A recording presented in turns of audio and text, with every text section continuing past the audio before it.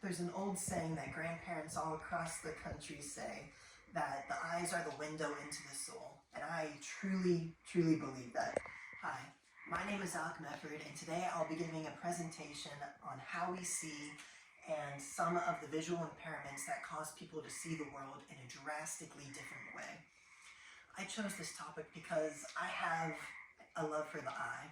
When I grow up, I want to be an ophthalmologist, an eye surgeon that helps people to restore their vision and their way of life. The eye is a beautifully complex system of organs and nerves that allows us to see the beautiful world around us. However, because it's such a complex structure, there are several slight changes in the structures that can cause a cascade of problems that end up in someone not being able to see correctly. Some of these are nearsightedness, farsightedness, or astigmatism.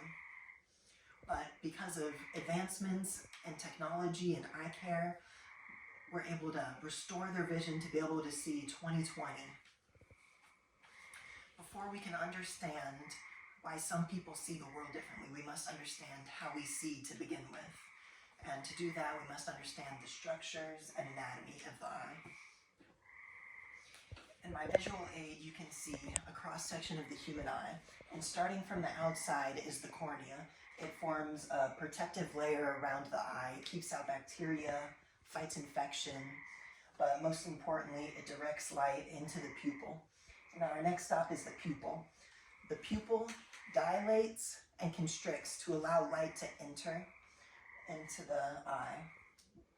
When there's a lot of light present, it constricts so that we don't go blind and have an oversaturated image. And when it's dark, the pupil dilates to allow us more light to enter and have a clearer image. And after it goes through the pupil, the light will hit the lens.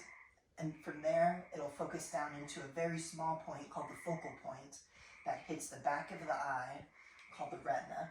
And on the retina, there's something called a macula, which is composed of cone and rod cells. Now, these cells help differentiate between light, depth perception, and they send the wavelengths from light and turn them into an electrical impulse that's sent through the optic nerve and onto the brain where we see the image. Because this is such an incredibly complex system of structures and nerves, just one small change can cause the entire system to fail.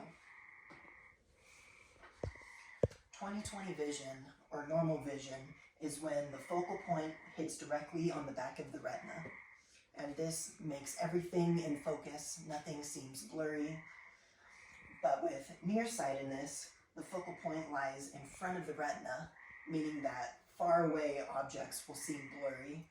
And this can be because the eye is too long, front to back, or there's an incorrect curvature of the lens or cornea.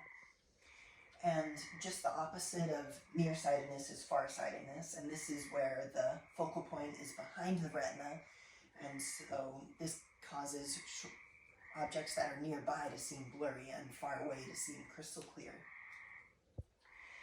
And for this, just the opposite of nearsightedness again, this happens with a short eye, or again, incorrect curvature of the lens and cornea.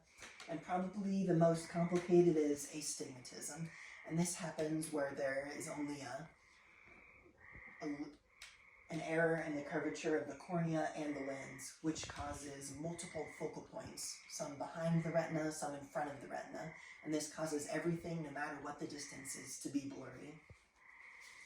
But with modern technology and advancements in eye care, surgeons are able to correct these refractive errors and prescribe glasses to help fix the error in the curvature of the lens and cornea.